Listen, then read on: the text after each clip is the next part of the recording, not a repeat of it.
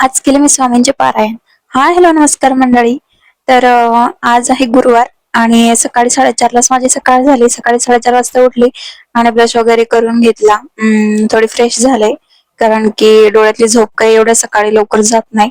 खरं सांगू का, मी तशी कमीच पाणी पिते आणि दिवसभर आता तर मला आठवणच राहत नाही पाणी प्यायची म्हणून. कामामध्ये जेवढ्या वेळ आठवण येईल तेवढ्या वेळ मी पाणी पिऊन घेत असते.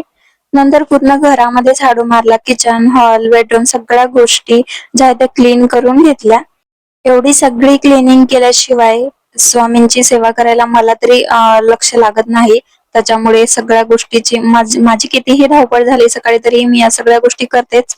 कारण की या सगळ्या केल्याशिवाय स्वामींची पूजा कशी मांडणार आणि मला स्वतःलाच पॉझिटिव्ह नाही वाटणार असं मला वाटतं. आणि प्रत्येकाचं असंच असतं, आज जोपर्यंत आपल्या घरामध्ये आपण स्वच्छता करत नाही तोपर्यंत आपल्याला पॉझिटिव्ह वाटतच नाही. नंतर सगळ्या गोष्टी आवरून घेतल्या, आंघोळ वगैरे केली, स्वतःच आवरून घेतलं.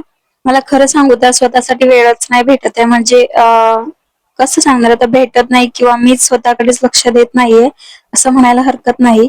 कारण की खूप गोष्टी ज्या आहे मला स्वतःकडे बघायची गरज आहे. पण ज्या मी लवकरच खरंच प्रयत्न करणार की स्वतःकडे पण लक्ष देण्याचा प्रयत्न करणार. काम काय हे आयुष्यभर चालणारच आहे, पण स्वतःला पण जपणं तेवढंच महत्वाचं आहे. नंतर घरातली देवपूजा करून घेतली, तुळशीजवळ पूजा करून घेतली आणि रांगोळी सुद्धा काढून घेतली. उंबरठ्यावर स्वस्तिक वगैरे काढल्या.